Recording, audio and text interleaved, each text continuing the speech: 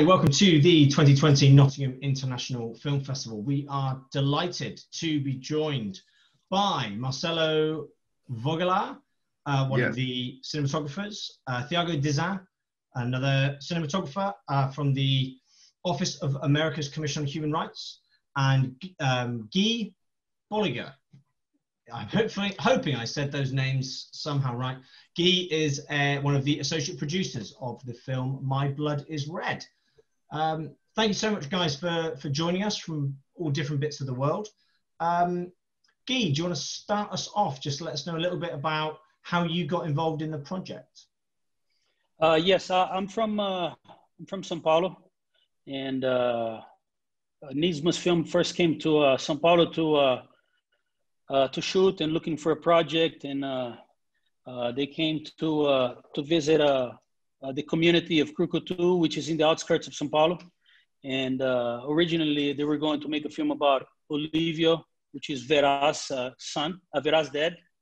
But ever since they got here, Olívio and everybody else over there in the community, they all wanted us to make a film about land rights, and which was a subject that we knew very little about.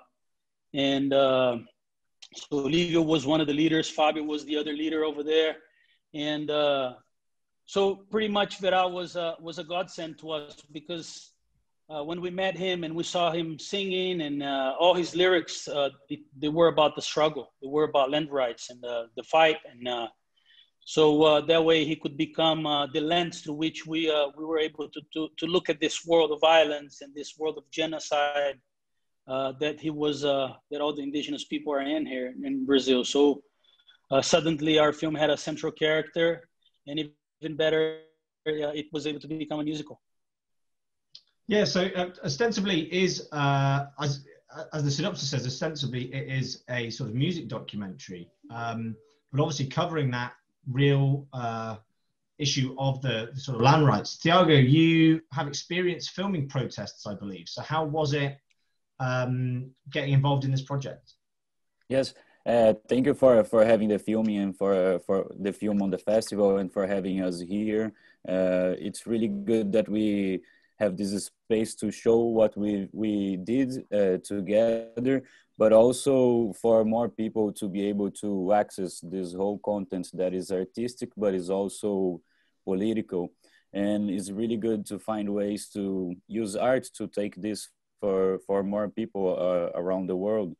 The part of the film that I shot the most is when we show a huge occupation that the indigenous people from Brazil do in Brasilia, our capital, where more than 2,000 indigenous from more than 200 different tribes and ethnicities gather together to protest, mainly for the demarcation of their lands, to secure their lands to not be invaded for illegal mining or for farming, but also where they are fighting for their right to survive, to live, and to live with their own culture, with their own way of living, you know. And it's a real honor to be accepted and to live with them for a week, camp together, and be able to follow the struggle that they do, you know. And it's also really good to see these people who are the origins of our country being able to occupy the Congress, to talk to politicians, to fight for their lives, you know. And Marcelo, you were involved apparently with you had many of the indigenous people filming themselves, and you worked very much with them in that process. Is that right? Yes, I shot most of Vera's part where he traveled around Brazil. We visited a lot of indigenous communities who were threatened by political and agricultural pressures, and so Vera could get to talk to them and get his inspiration to his songs. And it was really interesting because I could get to shot I think it was 3 years time traveling to Maranhão and Mato Grosso do Sul, which is a critical state, and it was really sad to see that a lot of the indigenous communities are really, really struggling, especially nowadays. The Bolsonaro government is really fighting against them. It's not helping at all. So I think the documentary, it's really important to give them a voice, and through art, as Thiago said, it's amazing because we get to sing and show his history. And in terms of if people do, after watching the film, if they're moved to want to get involved and add their voice to the mix, what's the best way for them to have their voice heard? I think that a good way to start is following Sonia Guajajara, which is one of the characters in the film, and she's like a really important leadership and a young leadership for the indigenous movement in Brazil. And I think that is really good that it's her, because we come from a history of having a lot of men doing this work, but with all the change of times, she was accepted and as this voice to represent the indigenous movement. And she's the leader of the APIB, that is Associação de Povos Indígenas do Brasil. Is like a big Brazilian cooperative association of indigenous people, and they represent what is the front lines of the organized struggle against the politics that are trying to kill them. Okay, and what's next for the film in terms of, I see it's played at many festivals all over the world. What's next for the release of the film and for getting the film out there? How can people see it and tell their friends about it and get their friends to see it? Yes, right now we're just about to close a deal with distribution. So hopefully we're going to be able to have the film, and it will be on Amazon, for example, and hopefully we'll be able to show to as an wider audience as possible. Because as Thiago said and Marcelo were saying, it's a very important way to give voice to the indigenous people of Brazil, and we hope that this can help a little bit. Also, Thiago was mentioned about Sonia, which is a huge leader of the indigenous people in Brazil, and also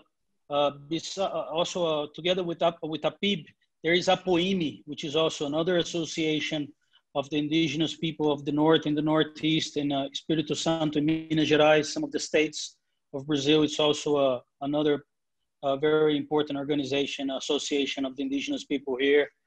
Also, we would like to encourage everyone to look for Kunumi MC. Verás things under Kunumi MC.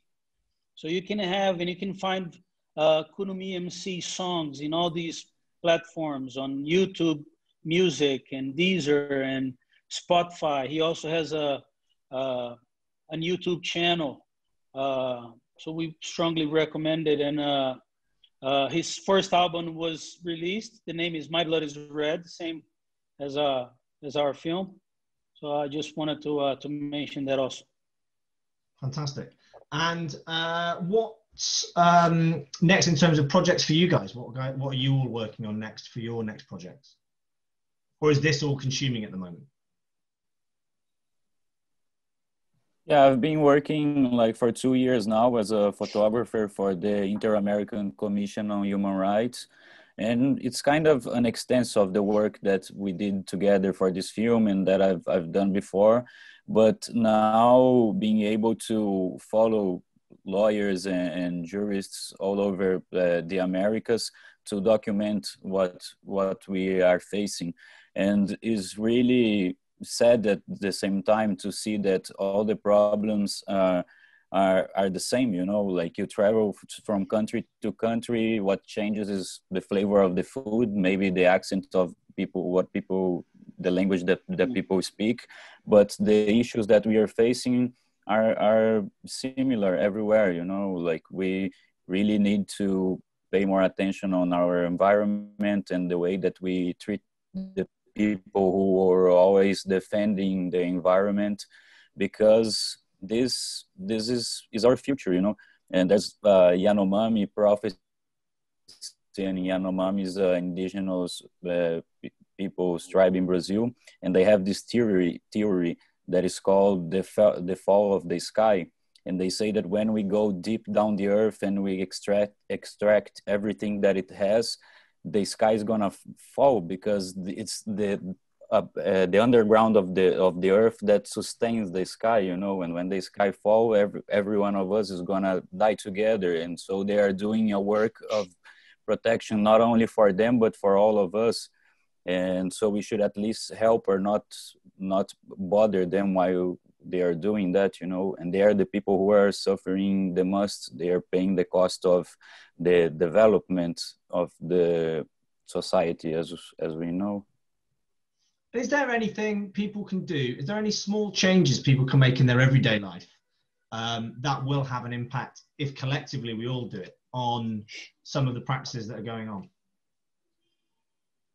I think that every small change is it can help, you know. If you recycle your garbage, you're doing something, you know. If you eat less meat, if you can't stop at all, you are doing something. Because most part of the lands that are the forests that are taken down this happens so people can have cattle on them, you know, or they can do mining.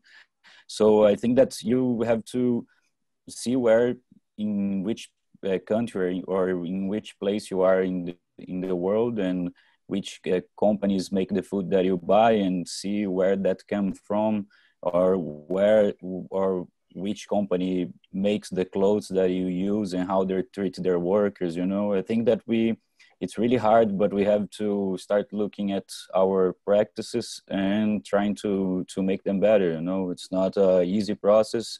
I'm saying that, but I'm not perfect as everybody else, but we have to try to get better, you know, and it takes effort. And yeah, it's kind of it. Yeah, going in that direction, you know, a lot of these products in our supermarket shelves, they contain soy or the meat. They're all, you know, trying to find where they come from. As they say in our film, there's a couple of passages. They say that in the land where they plant the soy, or where they raise these cattle in Brazil, a lot of this land has indigenous blood in it. Yeah, and I think it's something around the world in terms of, obviously in Brazil, it tends to be cattle farming. In Indonesia and places, it's palm oil plantations. Mm-hmm. So it's about people educating themselves on what's going on and what's going into their food. And it is scary how much of this is driven by farming. And just small changes you make, like you say, like eating less meat or something, can have drastic impact on what's going on. And I think, do you think the younger generation nowadays coming through are more aware and are getting more active in opposing these practices?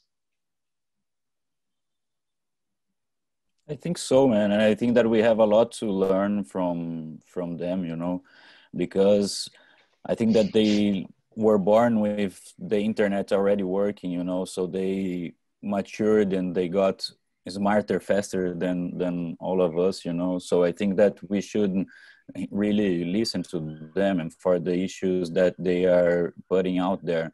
And also I think the film does that in a beautiful way, that is having Uera as like the main character, because he's like a really young guy who was born in this situation. His father is like a really important leader, but he is the voice that we should listen more than his father, you know, because he's the product of that culture, but also of the issues that culture faces.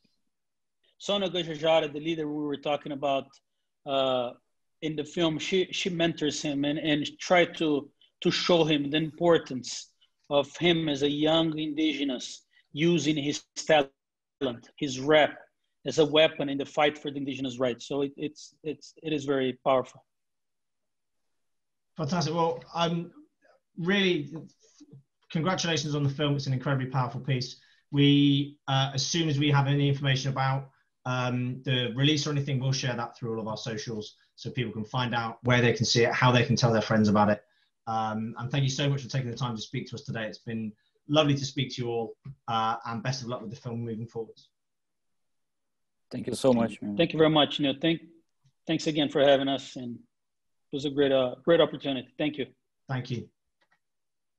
Take care.